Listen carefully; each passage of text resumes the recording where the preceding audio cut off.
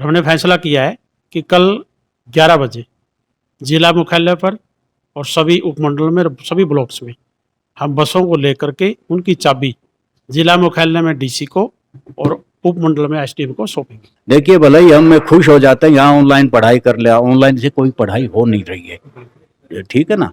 तो बहुत भारी नुकसान बच्चों को हुआ, शिक्षा पर भी और उसके स्वास्थ्य पे भी। सरकार ने हमारे को बिजली पानी बिल तक की रिलैक्सेशन नहीं दी कि पूरे साल में भाई हम अगले साल भर देना, कोई छूट नहीं है हमारे ऊपर। सरकार कह रही है कि कर्मचारियों पूरी तनख्वाह दो, सरकार कह रही है फीस ना लो, फीस आई नहीं।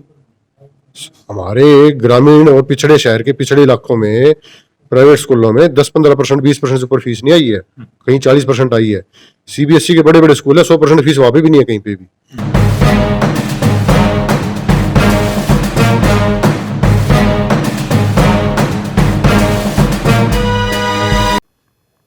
कोरोना वायरस के बढ़ते संक्रमण का हवाला देते हुए सरकार ने 30 अप्रैल तक स्कूलों को बंद करने का फैसला किया है, लेकिन इस फैसले का पूरे हरियाणा में विरोध देखने को मिल रहा है।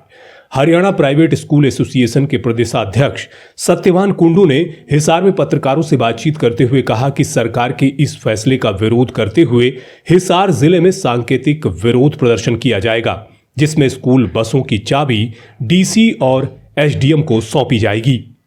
एजेंडा सरकार ने पहली से 8वीं तक के स्कूलों को 30 अप्रैल तक बंद करने का निर्णय लिया है।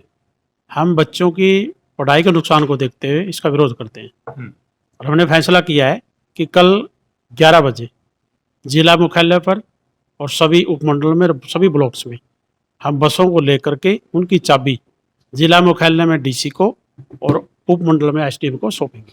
देखो, पहले भी सरकार ने कई प्रकार के फैसले प्राइवेट स्कूलों के को नाजायज तंग करने के लिए लिए हैं। हो सकता है सरकार की मंशा हो प्राइवेट स्कूलों के बच्चे, क्योंकि एडमिशन टाइम है, और गवर्नमेंट स्कूल में बच्चों को टर्न करने का भी हो सकता है। निजी स्कूलों को लॉकडाउन के दौरान बहुत सी चुनौतियों का सामना करना पड़ा। एक ओर बच्चों की शिक्षा बाधित हुई, तो वहीं ग्रामीण क्षेत्रों में संचालित निजी स्कूलों में फीस जमा न हो पाने के चलते अध्यापकों के आगे रोजगार की बड़ी चुनौती सामने आई। आज तक ये विद्यालय उन हालातों से उबर नहीं पाए हैं। कुंडू ने कहा कि निजी विद्यालयों ने उन अभिभावकों को भी राहत पहुंचाई जो किसी कारणवश फीस दे पाने में असमर्थ रहे। बहुत सी चुनौतियां हमारे सामने आई हैं, बच्चों के बारे में भी, स्टाफ के बारे में भी। पीछे जब 19 मार्च को लॉकडाउन लगा तब परीक्षाएं समाप्त भी नहीं हुई थी हर क्लासेस की, तो लॉकडाउन लगा तो सभी ने स्कूल बंद किए। और जो हमारे टीचर्स थे उनकी पीछे की हम सैलरी नहीं दे पाए थे, क्योंकि ज्यादातर ग्रामीण क्षेत्र के जो स्कूल हैं उनमें फसल के टाइम में फीस आती है, यानी जो गेहूं का सीजन होता है तब फीस आती है। और शहरों में भी बहुत से पेरेंट्स की फीस, देखो क्यों, हमारा कॉन्फिडेंस होता है उसके अनुसार लेते हैं, वो फीस भी नहीं आई थी। तो टीचर्स की जो पे थी वो भी पीछे की अदा नहीं कर पाए थे कुछ महीने की। तो सरकार ने एक तरफ से आदेश जारी कर दिया कि आप फीस नहीं ले सकते जब तक लॉकडाउन है। तो टीचर्स, जो बच्चों ने, पेरेंट्स ने फीस नहीं दी बच्चों की, तो टीचर्स की पे कहाँ से अदा कर पाए? तो टीचर के सामने रोजी रोटी का सवाल पैदा होगा। उनसे भी हमारा इतना जुड़ाव है, क्योंकि देखो जो टीचर्स हैं वो स्कूल का एक हमारा परिवार होता है, जिसमें परिवार में पेरेंट्स भी हमारे परिवार का हिस्सा होते हैं, बच्चे भी हमारे परिवार का हिस्सा होते हैं, उनसे हमारा बहुत लगाव है। हम भी चाहते हैं जिस पेरेंट्स की कोई समस्या है, कोई वाक्य में जनरल समस्या, तो हम वैसे भी बहुत से स्कूल 3 बच्चों में एक बच्चे की फीस माफ करते हैं, या कोई कमजोर बच्चा होता है उसकी करते हैं। 134A के तहत भी हम सरकार की गाइडलाइन के अनुसार भी मतलब बच्चों की फीस माफ करते हैं। हरियाणा प्राइवेट स्कूल एसोसिएशन के प्रदेशाध्यक्ष सत्यवान कुंडू ने दावा किया कि स्कूल खोले जाने का समर्थन अभिभावक भी कर रहे हैं। उनका कहना है कि बच्चों की पढ़ाई बाधित हो रही है। उन्होंने कहा कि ऑनलाइन शिक्षा सही विकल्प नहीं ठहराया जा सकता। टीचर नहीं, स्कूल संचालक ही नहीं, पेरेंट्स भी चाहते हैं कि स्कूल खोले जाए। हमारे बच्चों की पढ़ाई बहुत प्रभावित हो रही है। सरकार कहती है भाई आप ऑनलाइन शिक्षा दो। आपको पता ही है ऑनलाइन शिक्षा क्या है, बच्चा किस प्रकार, बच्चा जब फोन को खोलता है ना ऑनलाइन शिक्षा के सिस्टम से, तो पेरेंट्स तो उसके पास में बैठ नहीं सकता। छोटा बच्चा क्या आजकल जब भी उंगली लगाते हैं गलत चीज की तरफ ज्यादा भागता कोई हो, तो वो भी तो दुष्परिणाम हमारे सामने आ रहे हैं ना, वो हमारे तो बच्चे हैं ना। हाँ, तो ऑनलाइन शिक्षा कोई ऐसा उसका विकल्प नहीं है।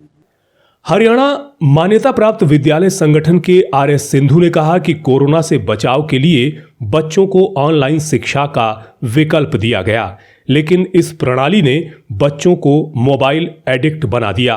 ये एक नई बीमारी उभर कर सामने आई है, जिसके बारे में बहुत से अभिभावकों की शिकायत देखने को मिली है। कोरोना से बचाने की फेर में एक और हमने जो नोट किया बच्चों में, जो इसकी बीमारी है, मोबाइल से जो बीमारी लगी है इसकी, वो बड़ी खतरनाक है। उसके बड़े साइड इफेक्ट्स बच्चों में आए हैं। मेरे पास भी आए, इस तरह के बच्चे आए हैं, पेरेंट्स आए हैं कि जी इसको तो ये तो छोड़ ही नहीं रहा इसको, मोबाइल को, और इसको ना अगर दें तो अब इसको नींद नहीं आती। उनको डॉक्टर्स के और साइकोलॉजिस्ट के चक्कर लगाने पड़ रहे हैं। और पढ़ाई तो ऑनलाइन के नाम पे, देखिए भले ही हम खुश हो जाते हैं यहाँ ऑनलाइन पढ़ाई कर लिया, ऑनलाइन से कोई पढ़ाई हो नहीं रही है, ठीक है ना। तो बहुत भारी नुकसान बच्चों को हुआ, शिक्षा पर भी और उसके स्वास्थ्य पे भी। निजी स्कूल संचालक वीरेंद्र बामल ने भी अपना दर्द बयां करते हुए कहा कि हम बहुत सी चुनौतियों का सामना कर रहे हैं, जबकि सरकार ने किसी प्रकार की कोई छूट नहीं दी। उन्होंने सरकार से मांग उठाई कि निजी विद्यालयों की ओर भी निगाहें कर्म किया जाए। सरकार ने हमारे को बिजली पानी बिल तक की रिलैक्सेशन नहीं दी कि पूरे साल में भाई हम अगले साल भर देना, कोई छूट नहीं है हमारे ऊपर। सरकार कह रही है कि कर्मचारियों पूरी तनख्वाह दो, सरकार कह रही है फीस ना लो, फीस आई नहीं। हमारे ग्रामीण और पिछड़े शहर के पिछड़े इलाकों में प्राइवेट स्कूलों में 10-15%, 20% से ऊपर फीस नहीं आई है, कहीं 40% आई है।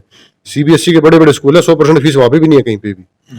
तो जब हमने एक एस्टिमेट बना रखा है इतनी फीस आएगी, इतने हम खर्चे करेंगे, वो हमारे एस्टिमेट तो सारे बिगड़े पड़े हैं। तो सरकार उसका समाधान करे, या तो हमें कंपनसेट करे या मेरे जो है इंटरेस्ट फ्री लोन दे।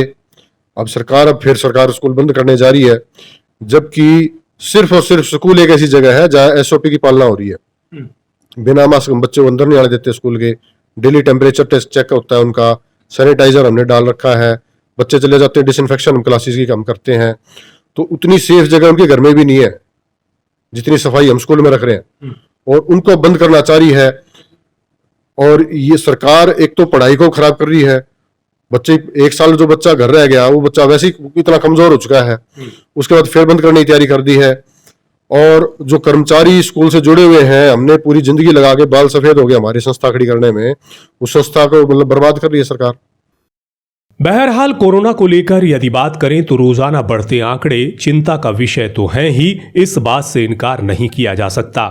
कोरोना संक्रमण में आंकड़े ये भी कहते हैं कि विद्यार्थी भी इससे अछूते नहीं रहे हैं, लेकिन शिक्षा का क्षेत्र गत वर्ष से बुरी तरह से प्रभावित हुआ है।